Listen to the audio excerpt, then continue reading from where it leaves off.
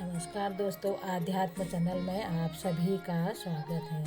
दोस्तों, आज मैं आपको शनिदेव की वक्र दृष्टि से बचने के लिए भगवान शिव ने क्या क्या रूप रखे और क्या क्या उन्होंने प्रयत्न करे शनिदेव से बचने के लिए, और किस तरीके से उन्होंने हाथी का रूप रखा, हाथी बन के वो छुपे हुए थे, कहाँ कहाँ छुपे, ये चीज़ इसी के बारे में आज मैं आपको बताऊंगी। जिसके ऊपर भी शनिदेव की दृष्टि पड़ जाती है वो कहीं भी नहीं बच पाते हैं, उनको उनका सामना हमेशा करना ही पड़ता है। सनातन धर्म में जब नवग्रहों में न्यायाधीश की भूमिका निभाने वाले शनिदेव पर बहुत सारे वृत्तांत पाए जाते थे, परंतु शनिदेव ने गुरु भगवान शिव जी के द्वारा ये शनिदेव को नवग्रहों का स्वामी होने का भी उन्होंने आशीर्वाद दिया था। इसी के साथ साथ जब स्कंद पुराण में इन दोनों ने एक अद्भुत कथा का भी वर्णन किया था, जिसमें कि शनि के प्रभाव व उनकी वक्र दृष्टि का उसमें विचार किया गया था, और जिसके शनिदेव बल धरती से लगभग 95 गुना अधिक है, जिसकी दृष्टि से मानव को या दानव, कोई देव या देवों के देव महादेव कोई भी नहीं बच सकता था।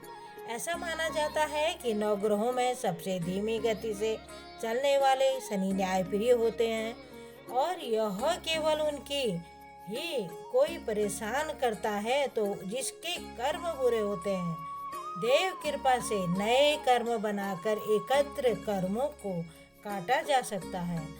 सुल्तानपुर लोधी स्थित भृगु संहिता में महर्षि भृगु जी द्वारा यह स्पष्ट किया गया है कि जिस प्रकार एक अच्छा लोहा गर्म और बुरे लोहे को काट सकता है, ठीक उसी प्रकार अच्छे कर्म भी बुरे कर्मों के प्रभाव को समाप्त कर सकता है। तो ऐसा तभी हो सकता है जब कोई गुरु या देव आत्मा उस जीव पर कृपा करता है। तो इसके अनुसार एक बार शनिदेव भगवान शिव जी के पास कैलाश में पहुंचे थे, तो शिव जी को उन्होंने प्रणाम करा। उन्होंने ज्ञात कराया कि प्रभु कल मैं आपकी राशि में आने वाला हूँ, तो मेरी वक्र दृष्टि आप पर पड़ने वाली है। शनिदेव की बात सुनकर भगवान अवाक रह गए, तो उनको मंद मंद वह मुस्काने लगे, और उन्होंने कहा कि हे शनिदेव, आपकी वक्र दृष्टि कितने समय तक मुझ पर रहेगी। तब शनिदेव ने कहा कि हे प्रभु, कल सवा प्रहर के लिए ही आप पर मेरी वक्र दृष्टि रहेगी। यह सुनकर भगवान भोलेनाथ शनिदेव के वक्र दृष्टि से बचने का वो उपाय सोचने लगे, और अगले ही दिन वे धरती लोक पर पधारे और एक हाथी का रूप धारण कर लिया, ताकि शनिदेव की वक्र दृष्टि से वह बच सकते हैं। भगवान शंकर को हाथी के रूप में उन्होंने सवा प्रहर तक का समय व्यतीत होने पर शिव जी ने ऐसा सोचा कि सारा दिन में व्यतीत हो चुका है, तो शनिदेव की वक्र दृष्टि तो खत्म हो गई होगी और इसका प्रभाव मेरे पर नहीं पड़ेगा। तब भगवान शिव पुनः कैलाश वापस लौटने लगे। तो भगवान शंकर अति प्रसन्न मुद्रा में कैलाश पहुँचे, तो उन्होंने वहाँ पर शनिदेव को देखा। वो उनका इंतजार वहीं पर कर रहे थे, तो शंकर जी को उन्होंने फिर से प्रणाम किया। शंकर जी ने कहा, शनिदेव, आपकी वक्र दृष्टि का मुझ पर कोई नकारात्मक प्रभाव नहीं पड़ा। यह सुनकर शनिदेव मुस्कुराने लगे और कहने लगे कि मेरी वक्र दृष्टि से कोई भी नहीं बच सकता है, चाहे कोई भी क्यों न हो।